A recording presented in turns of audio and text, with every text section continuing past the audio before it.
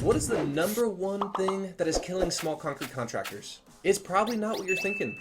It is not about having a poor work ethic. It's not the market conditions. It's not having poor ads. It's not anything like that. I know this is going to be a bold statement, but just hear me out. It's word of mouth marketing. Trust me, I know a lot of you are going to hate me for saying this. I already get tons of comments from all my favorite little internet trolls, but I've gotten so much hate for this that I think it's finally time to make a video on this. But before you start slamming away on your keyboard and getting all upset, oh my god, Tyler, I can't believe it, you're doing this. Just watch to the end of this video, and then at the very end, if you still don't agree with me, then go ahead and slam away. Alright, before we dive into all the things that I absolutely hate about word of mouth marketing, let me just go over a quick, and I mean quick, summary of what I think are some good things about word of mouth. Alright, my favorite thing about it is that it's free. I mean, don't get me wrong, guys. I'm not saying that if you get word of mouth marketing, that's a bad thing. I mean, trust me, I will take all of the free leads that I can possibly get, so I'm not going to cry if my customer refers me out to people, and I still do promote trying to get better at word of mouth marketing, because I do think it can be useful given the right circumstances. The second thing that I really like about word of mouth marketing is it is real. If you provide an exceptional service, then you are likely to get recommended, but it's just not as powerful as what you think, and I'm going to get into that here shortly.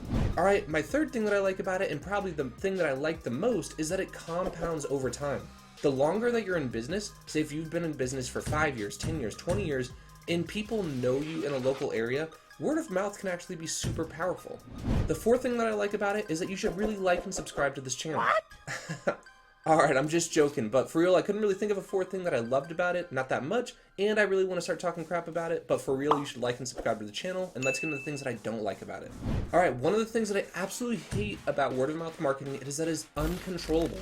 I mean, I don't know about you guys, but I really don't just like sitting there and hoping, like literally just sitting there and like praying, hoping that my phone is going to ring. And if you're relying on word of mouth marketing, that's literally what you're doing. You don't actually have a full system in place unless you've been in business for 20 years and it's been super stable, you develop a ton of relationships. At that point, I get it, but for most people watching this channel, you're probably a new concrete contractor, and I don't want you to believe what most of the older or more experienced contractors will tell you. They literally tell you, it's basically like an MLM. I mean, imagine you sell one customer here at the top. That one customer then supposedly, right, if word of mouth was so powerful, then tells 3. Those 3 then tell each of their friends, and now you have 9, and that 9 turns into 27. Except here's the problem. It doesn't actually happen that way, and it's totally uncontrollable. We live in an age of the internet, and people go to the internet all the time to develop their own information. A lot of times they don't even like asking friends and family for recommendations because everyone likes working with different contractors or different services for different things. I'm not saying that referrals and recommendations don't happen, but all I'm saying is it is on a downward trajectory, not upward. When I think about my business, I like to think about myself as a hunter. I don't just sit around and wait and hope that an elk just walks across my driveway for me to, shoot it and then have a good harvest.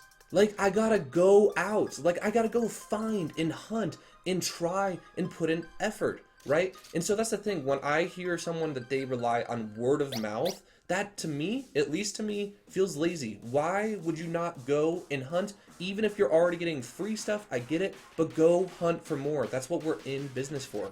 That leads me to my next point, which is that word of mouth takes way too long. Like, I don't know about you guys, but if I'm starting a business, I left a good paying job, and a lot of you probably did too. You were probably either good paying concrete workers, or maybe you came from a different industry. And if you're putting tons of money on the line, buying equipment, all that stuff, if it were me, I would not want to wait 5, 10, 20 years before I'm getting a ton of word of mouth marketing. I mean, if that's you and you really want to play the long game and you want to wait until you're like in your 50s and 60s before you see success, then go right ahead. I mean, be my guest. If you want to play the slow game, it is a little bit safer, all that stuff. I'm not saying that it can't work, but to me, I get into business because I want to see financial success and I want it to come fast. The third thing I don't like word of mouth is that I feel like it makes you desperate, and let me explain. See, you know what's weird is I actually personally hate working for friends and family, which I really hope none of them see this because I don't want them to take offense to that, but at the same time, I really don't like working for people that know me. And here's the reason why. I feel like if you work for a friend or for family, one, if something goes wrong on the project, normally that becomes a change order for a customer because the business is expected to make money. But if you work for friends and family, or you work for recommendations or referrals, they're kind of like friends and family because you're working for someone that knows someone else that you know, like they're in your network, right? So when you do that, people all of a sudden have higher expectations, they want potential favors and all that. And for me, it just puts a lot of pressure on the situation to basically like do favors for people. And it's not that I don't want to be a good person and do favors, but I'm in business for one reason only, and that's to make money. I like doing home projects and I like being active, but I don't want to be spending my Monday like 7 to 5 or whatever you're working and doing that for fun or for favors. I look at work as a vehicle to make money so I can spend time with my loved ones, with my family, and do the things that I love, and that's it. So if you're in a situation where you feel like you have to go above and beyond on the service, or maybe you have to provide certain things for free, that's not a really great situation, because remember, your whole goal with the business is to make money, not to do favors. You're not a charity, you're a business. Or maybe you are. If you want to be a charity, then word of mouth probably work great. All right, fourth reason that I hate word of mouth marketing is it provides way too much comfortability, and it doesn't allow people to get out of their comfort zone and grow. I hear all the time, people are always just waiting. They're waiting on word of mouth marketing because that's what they're told they think that they need to do, which is why I hate when people give advice to newer guys that, oh, don't worry, just do a couple projects and then sit there and wait for word of mouth marketing. And what it does is then provides excuses for that person to not get out and do massive action.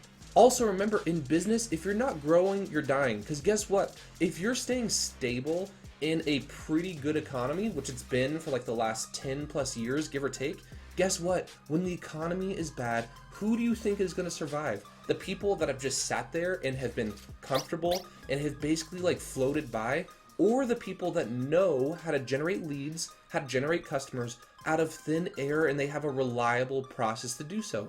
I mean, let me ask you that. Who do you think is really going to survive? So my point is, you do want to be putting in the time now to develop a certain system for leads and sales, because it's reliable, and even if you're not comfortable for doing it, that's okay. Be uncomfortable now before times are bad and you're scrambling and there's not enough work to go around, because right now times are still good. Speaking of which, I just developed a new system called Concrete CEO. It's actually a software that helps automate lead gen and the sales process for concrete contractors, so that way you're not relying on things like word of mouth marketing to grow your business. I'm going to link that down in the description below. All right, with that, that's really all that I have today. Let me know if you agree with me or disagree with me down in the comments. I appreciate that you've at least watch the full video before you wanted to slam me, but if you watch this and you think that I'm a total idiot, whatever, man, I think that you're a total idiot for being a word of mouth marketer, and that's all that you think that is important. So go ahead and just roast me down in the comments and we can have an internet troll war.